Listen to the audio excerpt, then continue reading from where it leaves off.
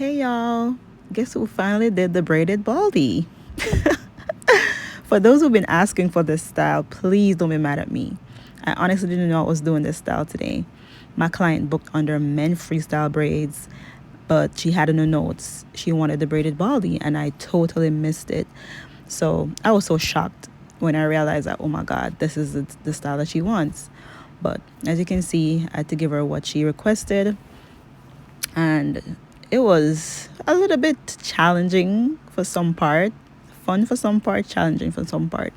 I would recommend braiders make sure you map out your design before you actually go in for braiding.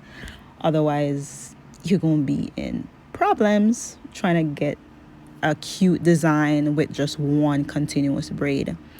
But overall, it was good. I think I would do it again.